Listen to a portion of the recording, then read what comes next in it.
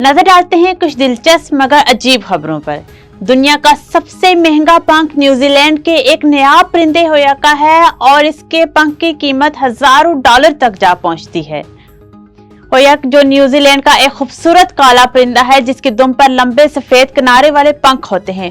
बदकिस्मती से यह परिंदा 1907 के आसपास मासूम हो गया था।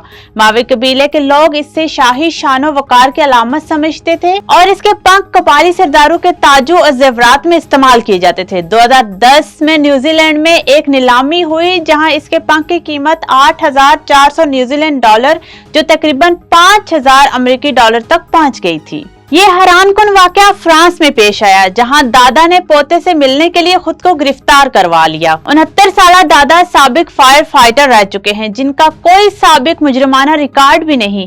दादा ने एक सुपरमार्केट लूटी जिसके करीब पुलिस स्टेशन था। सुपरमार्केट लौटने के बाद दादा वहीं इंतजार करते रहे ताकि इन्हें गिरफ्तार किया जा सके।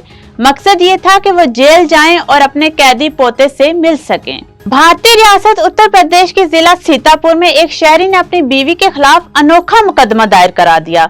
दावा करते हुए कहा कि उसकी बीवी रात को सांप बनकर उसे डसने की कोशिश करती है। भारतीय मीडिया के मुताबिक भारत के एक गांव के रिहायशी मिराज ने मजिस्ट्रेट को दी गई तहरीरी दरख्वास्त में इल्जाम आयद किया है कि उसकी बीवी रात के वक्त सांप की शक्ल इख्तियार कर लेती है और नींद के दौरान उस पर हमला करने की कोशिश करती है। शहरी के मुताबिक बीवी ने कई बार नींद में उसे मारने की कोशिश की लेकिन वो बर वक्त जाग जाने की वजह से बच गया। उसने मजीद कहा कि बीवी उसे ज़हनी तौर पर अजियत देती है, किसी भी वक्त सोते हुए उसकी जान ले सकती है।